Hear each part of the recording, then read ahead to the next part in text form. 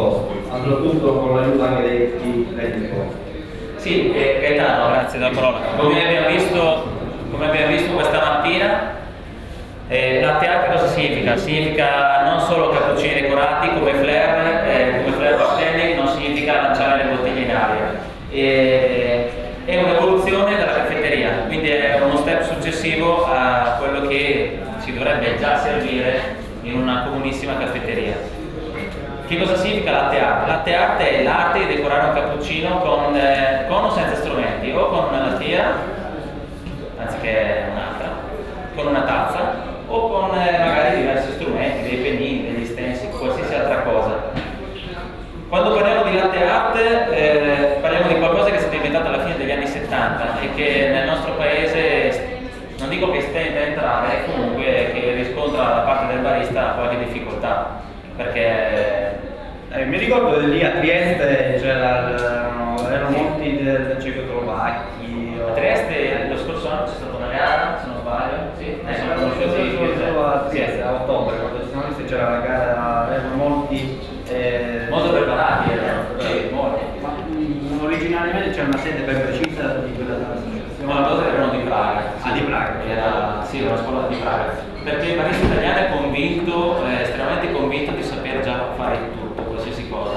Che basti utilizzare un pulsante per fare un espresso, non un caffè, un espresso, e che basti picchiare un po' questa lattiera sul balcone per fare le bolle, non lo so, per fare lo sviluppo, non te lo so dire. E c'è bisogno della formazione. Poi vediamo dei ragazzi giovani. Nelle scuole perché infatti c'è quella strategia a giocare le tecniche giuste. Io ho notato che quando Siracusa, io sono stato tanti anni fuori da Siracusa, da 10 anni sono rientrato in sede e noto tantissimo ancora in parecchi bar, non so perché, mettono ancora un bolle e te lo asciugano addosso. Cioè questa cosa una sorta di benedizione per il cappuccino. Non lo so. Non esiste assolutamente. No, assolutamente no. Vediamo adesso quali sono alcune regole di porzione per fare un cappuccino e che cosa serve per fare un cappuccino. Innanzitutto possiamo prendere una tazza differente dalla forma esterna, l'importante è che la forma interna sia coerente, ovvero che sia concava, ovvero che abbia un fondo disegnato a uovo, per mantenere meglio la formazione della crema. E che le tazzine sulla macchina per espresso generalmente siano messe così, come le potete vedere poi voi direttamente sulla macchina, e non al contrario, perché la parte fondamentale che si deve riscaldare di una tazzina di intornato è la parte del fondo, quindi la caldaietta, e non le labbra. Le tazzine, ricordo, spendono sempre per il manico, come bicchieri per lo specolo. Una tazza, quindi capienza totale di questa tazza 14 centilitri, massimo 16. Questa è la capienza per disegnare un cappuccino, per fare un cappuccino. Come si fa un cappuccino? Lo si va a colmare fino a riempire la tazza, non Monte Bianco, Monte Rosa, schiuma in eccesso, non serve niente.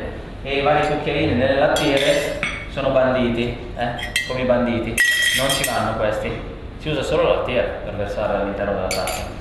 La lattiera come deve essere? Di acciaio, ben spessa, quindi acciaio inox 1810, anticorrosione, all'interno lavorata liscia, quindi non porosa, provvista di un beccuccio. Caratteristica principale di questa lattiera è che fa parte di una delle due lattiere professionali che si usano per fare i cappuccini, ce ne sono solo di due tipi. Ci indicano esattamente quanto latte mettere all'interno, non ci danno possibilità di errore, quindi è più semplice fare un cappuccino. Ce ne sono poi altri disegnati magari da disegnatori, ingegneri, piuttosto che hanno diverse caratteristiche. L'importante è, e lo sottolineo, non riscaldare mai ulteriormente una quantità di latte che è già stata scaldata una volta, perché il latte non è come il caffè, è bensì un alimento, mentre il caffè non è un alimento. In questo caso abbiamo un riscaldamento possibile, 2 sarebbe deleterio per la bevanda e per il latte stesso.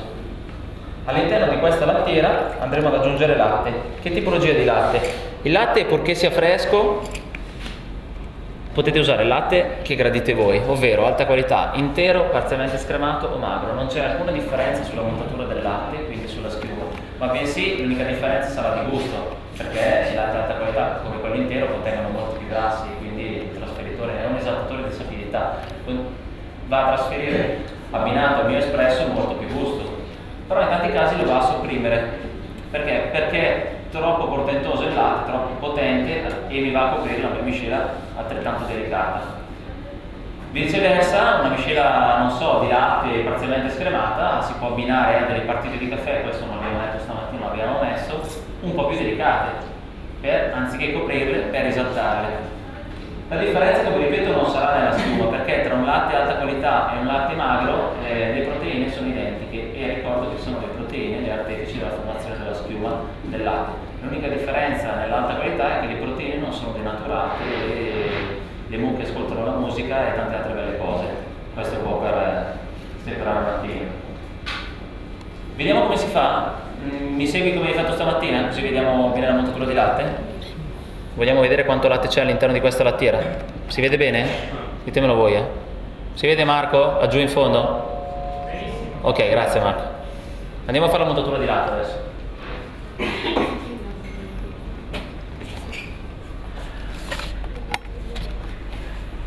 Ok. Giunti a questo punto siamo davanti alla lancia del vapore. Cosa devo fare con la lancia del vapore? Ve lo faccio vedere separatamente. Sfogare quella che è la condensa, quello che si forma all'interno della lancia del latte quando la lancia rimane ferma. Questa la devo sempre eliminare. In questo modo flusso la lancia finché il vapore che esce non risulta essere secco. A questo punto inserisco la lancia all'interno del beccuccio della lattiera, come potete vedere, e tengo il beccuccio appena inserito sotto la superficie del latte. E da qua apro il vapore. La prima fase sarà inglobare aria all'interno del latte. Nella seconda fase, quindi creare le bolle. Nella seconda fase avrò il compito di togliere queste bollicine. Quando il latte avrà raggiunto la temperatura di 60 gradi, potrò chiudere il vapore, pulire bene la lancia ogni volta e flussarla.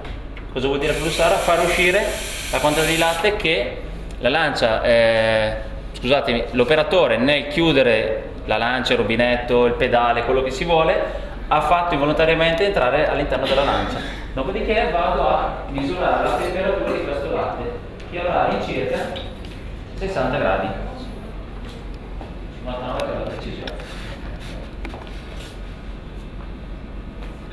Bene, lascio riposare il latte 25-30 secondi, ricordo 25 secondi il tempo di estrazione di un espresso, e vado seguendo le procedure che vi ho già indicato questa mattina, ma che vi ripeto volentieri, a fare 2 estrazioni di espresso. Vado a pressare, ricordo, sempre manualmente, flusso l'erogatore dell'acqua per far scendere l'acqua estratta in precedenza, aggancio, accendo e poi prendo le tazze. Ho da questo momento 25 secondi per l'estrazione dell'espresso e per amalgamare il latte. Tutto chiaro fin qua? Qualche domanda? Lei ha una domanda?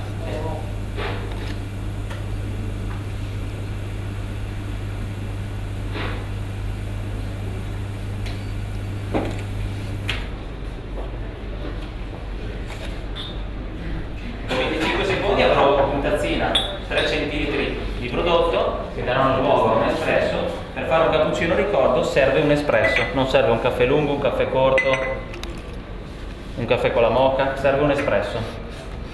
Vado ad amalgamare il latte, vado a rendere una crema abbastanza lucida senza bolle, e poi vado ad amalgamare anche la crema per l'espresso, che deve essere comunque a tessitura molto fine, priva di bolle e non schiumosa, ricordo, non schiumosa. Poi semplicemente vado a versare dall'alto, mantengo sospeso, non rovino la crema del caffè espresso, e poi quando voglio lasciare un segno al centro mi appoggio e lascio questa pallina. Un cappuccino certificato italiano è un cappuccino con una corona di caffè che gira tutto attorno, al massimo spessa 1 centimetro, e una bolla bianca al centro. Assomiglia a questo, assomiglia. Però questo cappuccino lo posso fare anche in diversi altri modi. Allo stesso prezzo, sottolineo, allo stesso prezzo. Sarebbe il valore aggiunto poi per andare in castello, sì, esatto. la sera. Esatto. Il costo del latte è sempre quello, il costo del caffè è lo stesso, esatto. Il costo dell'operatore è lo stesso. Lavorare bene, lavorare male, ci vuole. Lo posso fare anche in latte art, esatto. C'è una differenza tra un cappuccino tradizionale e uno disegnato in latte art. anche se siamo qua a dimostrare delle cose molto semplici, le prime volte possono risultare molto difficili, Certo. perché poi queste sono fatte proprio in maniera base, standard, senza esasperare. Devo ricordare bene di servire sempre della qualità. Se il disegno poi va a rovinare quella che è la qualità, la va a coprire, ho già fallito il mio obiettivo. Ci sono tante persone che decorano, ho visto decorare cappuccini in tutta l'Italia, io faccio formazione in tutta Italia, fino a esasperarlo. Poi quando giunge al cliente ti viene voglia di mandarglielo indietro. E Ci infatti- deve essere il giusto equilibrio il giusto degli compromesso, ingredienti. sì, esatto. È come nel piatto preparato in cucina, se prevale un ingrediente, giustamente se si mette troppo sale, il piatto salato non lo può mangiare. Se è troppo dolce con nausea, se è troppo pepato con troppo spezie, non va bene. Quindi ci deve essere il tutto il giusto equilibrio. Vediamo adesso altre tipologie di cappuccini decorati non solo in latte A, ma anche magari con delle decorazioni che possono riguardare altri ingredienti come il cioccolato, ovvero con l'utilizzo di topping o salse o aromatizzanti, che sarebbero comunque il primo step. Adesso vediamo un cappuccino, non un cappuccino, quello che sembrerà una tazza normalissima di latte diventare magari un decoro fatto con il cioccolato. Questo potrebbe essere un cappuccino sbagliato, potrebbe essere, perché comunque male si presenta, è tutto bianco, sembra una tazza di latte. Sta male da vedere. Prima, diciamo, prima Sì, chitto. sta male da vedere, assolutamente sì. Però Andrea riesce a servirvi, sicuramente. Adesso chiediamo questo a Manuel, a chi lo vuole servire, se ha delle preferenze. Lando. Come? Lando.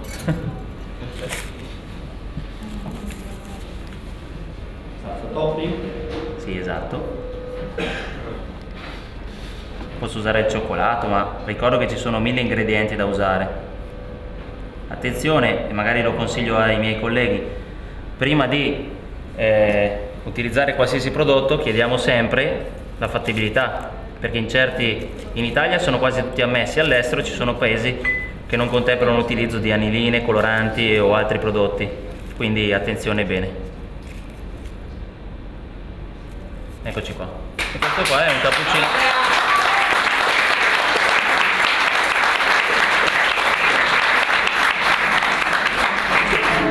Cioè, questo che non merita l'applauso. Va bene, ok, grazie. Adesso vediamo invece l'abbinamento latte art e latte topping.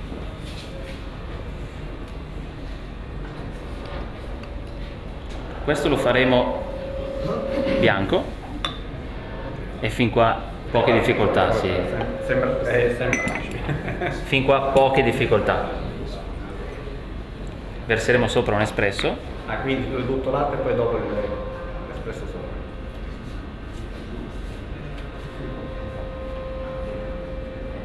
Senza far attendere troppo il cliente, perché non è una cosa simpatica. Questi attrezzi, questi pennini dove si possono acquistare? Perché si riescono a trovare in Sì, generalmente sì, non è difficile. Ormai queste cose sono molto richieste anche dai giovani baristi, si le mettono un po' in pratica. I termini tecnici di questi pennini sono... Non c'è un termine tecnico. Vedete, in questo caso abbiamo creato comunque una fogliolina o una catenella di 3 cuoricini sullo stesso cappuccino, abbiamo disegnato in contrasto. E quindi latte art vuol dire anche questo, poter sfruttare, in questo caso del cappuccino no, però lo stesso prodotto solitamente lo troviamo dove? All'interno di un bicchiere, sotto forma della parola latte macchiato. Latte macchiato si serve in un bicchiere, ricordo. E quindi il latte macchiato è appunto latte con crema più caffè espresso.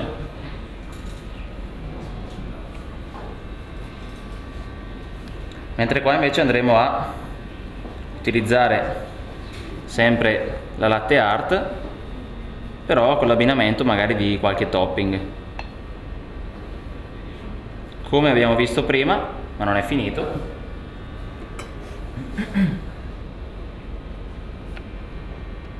Questi magari, Gaetano, sai cos'è? Sono la forma intermedia, come ho appena detto, per arrivare alla decorazione. Intanto che mi sto esercitando e mi sto allenando sul cappuccino, posso cominciare da qui.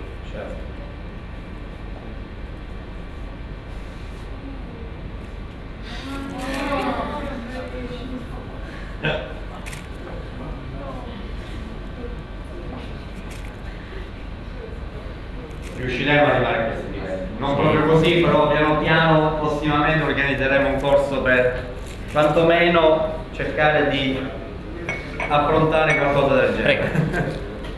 Questo NSF, National Sanitation Foundation, è un'organizzazione non a scopo di lucro internazionale che garantisce la salute pubblica.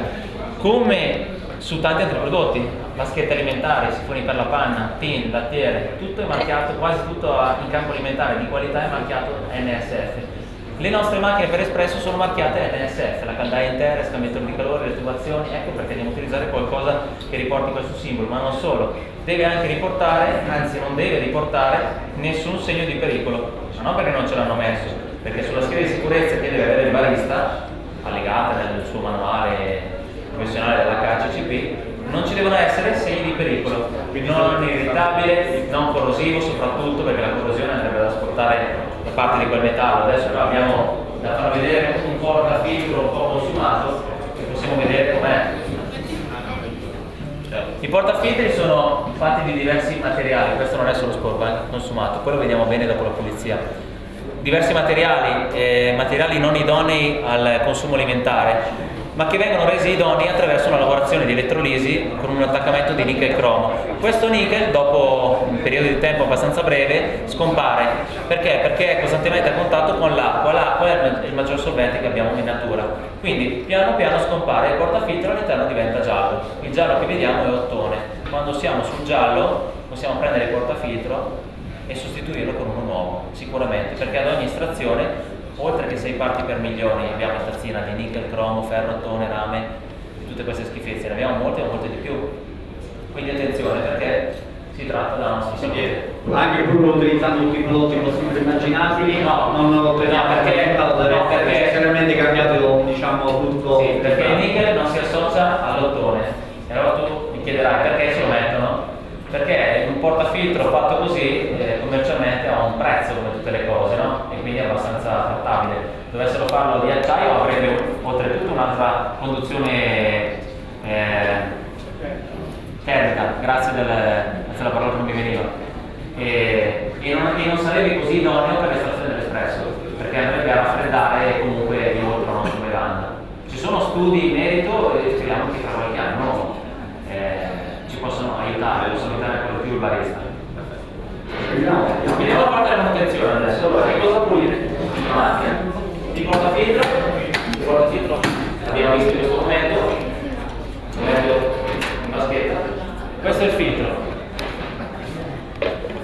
questo è il portafiltro e filtro direttamente dalla vaschetta. A questa vaschetta aggiungo adesso acqua bollente.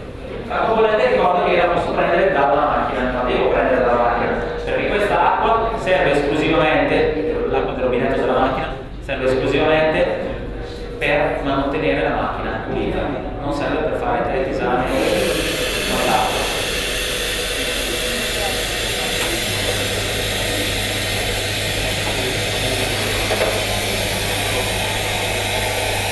In due parole ti ricordi perché?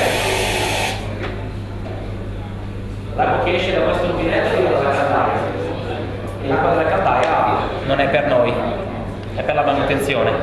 A quest'acqua bollente aggiungo circa 10 grammi di prodotto, che sono pari a 2 cucchiaini da cappuccino.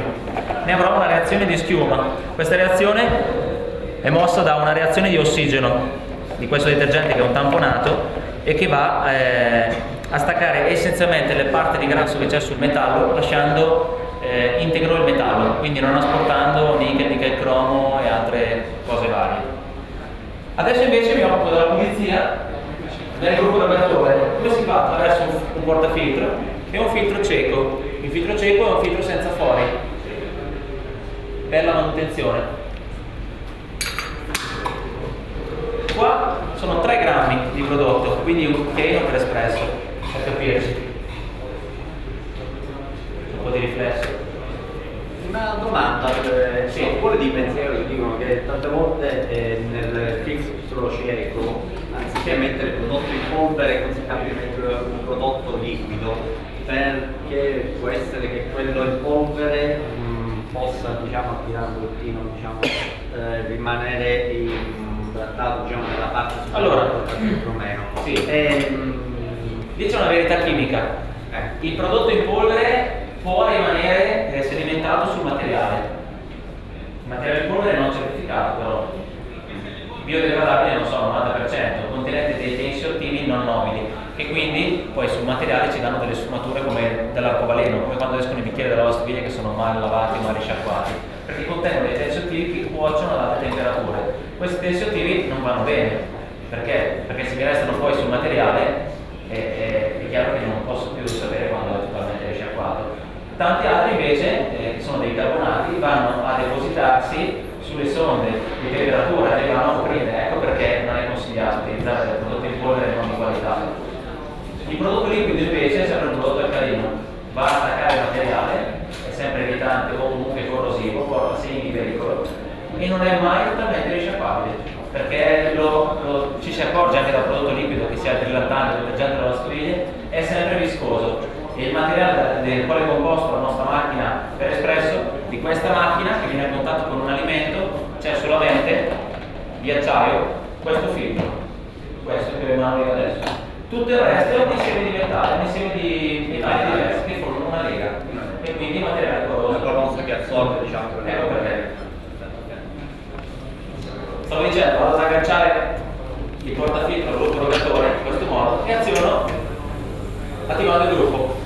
Attendo circa 10 secondi la prima volta, poi vado a scaricare e controllo l'elettrovalvola di scarico. Quando, in questo caso qua si vede poco, avrà una produzione di schiuma che sarà marroncina, sporca. Perché è importante pulire questa elettrovalvola? Forse non sapevate che c'è un elettrovalvola di carico, di mandate, di scarico dei 9 bar di pressione. Se fate caso al manometro, quando voi pigiate il tasto di erogazione o alzate la leva a dir si voglia, che è la macchina manuale semiautomatica, la pressione della pompa dell'acqua va a 9 atmosfere, una pressione elevatissima a 9 atmosfere in un recipiente così chiuso. Quindi per forza che la mia valvola di scarico deve essere pulita e non potenziata, altrimenti posso rischiare con lo sganciamento normalissimo di un portafiltro per espresso che comincia a sbuffare. Lo sbuffo, la troppa poltiglia bagnata di caffè all'interno è sintomo, comunque è un cattivo sintomo di una cattiva estrazione, però potrei anche farmi del male e questa cosa è importantissima su tutte le altre, posso farmi del male. Quando la schiuma è scomparsa, totale scomparsa della schiuma, quindi poi è diventata più chiara, più bianca, poi posso interrompere la pulizia sganciando il portafiltro, facendo scorrere acqua. Solo a vista la totale scomparsa di schiuma so che non c'è più prodotto, ma adesso devo andare a pulire, devo andare a sciacquare solo con acqua la valvola di scarico. Riaggancio e faccio 2 estrazioni così a vuoto e dalla valvola di scarico esce solamente acqua, qui da vedere. Un consiglio che solitamente dà il tecnico della macchina: io sono un barista e lavoro sulla qualità del prodotto servito e eventualmente su un bene di consumo che è il detergente, questo o un altro. Il tecnico solitamente lavora sui pezzi di ricambio, abbiamo 2 lavori diversi. È sottile, ma chi mi ha capito, mi ha capito. E solitamente il tecnico consiglia, per pulire la guarnizione che sta attorno, di azionare questo pulsante e di fare un po' così, per pulire la guarnizione. Solamente che così vado a rovinare la pompa dell'acqua, perché vado a mandare in pressione a 9 atmosfere e poi vado a sganciare di colpo e vado a 0. Quindi vado a rovinare la pompa. Il consiglio che vi posso dare io è quello di riempire il filtro cieco di acqua e accompagnarlo delicatamente nella sua sede, così 2 o 3 volte, con una semplice pressione che non va assolutamente a intaccare i bar della pompa dell'acqua. Posso notare come sotto ho una doccetta pulita e una guarnizione in ordine. Chiaramente non ci si improvvisa, tutto nasce da una storia. Questa azienda non è nata ieri, è dal 61 che è sul campo, quindi con l'avvento delle prime macchine per espresso. Passati 5 minuti, anche di più forse in questo caso, andiamo a sciacquare tutto sotto acqua calda. Perché sotto acqua calda? Perché una dilatazione data da un'acqua fredda, quindi una dilatazione termica, scusate, una scompensazione termica potrebbe provocare una dilatazione del metallo e quindi far rizzare in gergo, si dice, far staccare, smagliare la parte di nickel che c'è depositata all'interno. Quando le aziende ci danno i portafiltri delle macchine, e questi portafiltri sono nuovi, all'interno sono di color acciaio, color grigiastro, e quando dopo un po' che lo usiamo diventano così. Allora forse facciamo prima far così. Ecco, quando è così, che fine fa? Lo buttiamo, sì, assolutamente sì. Dobbiamo utilizzare un attimo. Questo è acciaio, invece possiamo sciacquarlo anche sotto acqua fredda. Qui sarà un'impresa da raccoglierlo. È stato più semplice.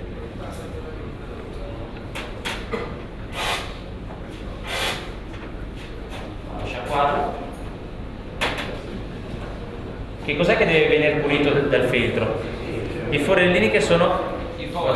Forse si vede poco, ma non so dove vedere. Si vede un po'? Perché? Perché tutti questi fori puliti, messi insieme, fanno questo grande foro come dimensione. Se questi sono aperti, e quando sono aperti? Dopo circa 1,5 kg di caffè prodotto dalla macchina, il 30% di questi fori sono chiusi. Che abbiate tanta arabica, tanta robusta dentro, questo c'entra poco. Dopo circa 1,5 kg, 2 kg, dipende un po' dal grado di tostatura, se è tostato di più, se è tostato di meno, avete il 30% di questi forellini otturati e quindi porteresti o in sovraestrazione l'espresso o in sottoestrazione, provocando dei problemi comunque alla macchina.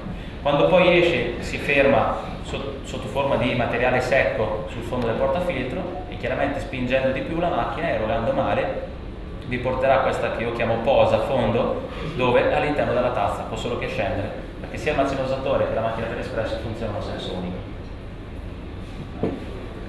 Adesso andiamo a vedere la pulizia delle lance del vapore, che è importantissima.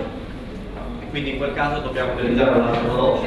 Sì, un prodotto liquido però in questo caso certo, che vada a sciogliere